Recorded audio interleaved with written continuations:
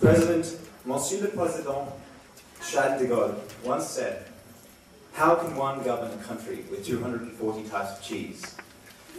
This resolution has more problems than France has types of cheese.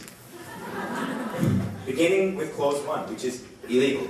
France has tried to fix it, and while even with the IAEA delegates' assurance that they are compliant, this council does not have the jurisdiction to create that body under a non-UN body. In clause 2, they mention a conference to be held, a meeting to be held in Geneva, without specifying who would attend this conference. I think whoever attended would be very lonely indeed. Clause 3 mentions detailing an incentivized program of cooperation without stating what incentives. Clause 5 does very little indeed, and clause 6 urges the creation of even more sanctions, which have proved not to have worked. Delegates, this resolution really does very little at all. Thank you. This delegate is wondering if the delegate agrees that this resolution is indeed a very flexible one, because in clause 4 it brings about incentives. But however, if Iran does not comply, then it can bring about a tougher stance with clause 6. So this is a very flexible resolution that can solve the problem. Does the delegate not agree? Well, the delegate doesn't see any incentives in clause 4 except the removal of sanctions, but I think the delegate was referring to clause 3.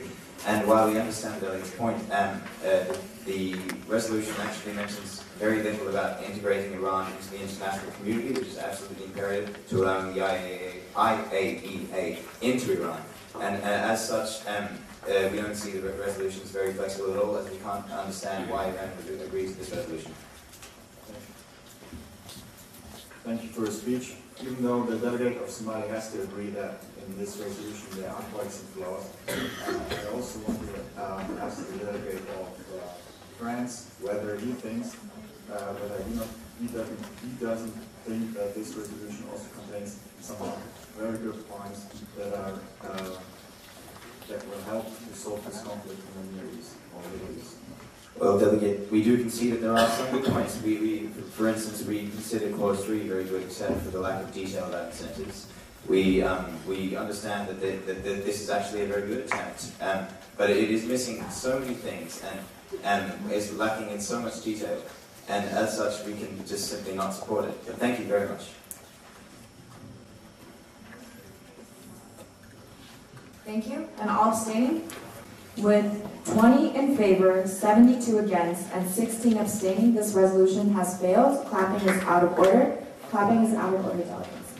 Illustrated people in the German programs are partially financed by the government, then is it not logical to assume that as the German program looks at the stock of whales and the government partially subsidizes the German 2 program, then isn't the government looking for economic benefits, or at least trying to increase the domestic demand for whales through their subsidization of the German 2 program?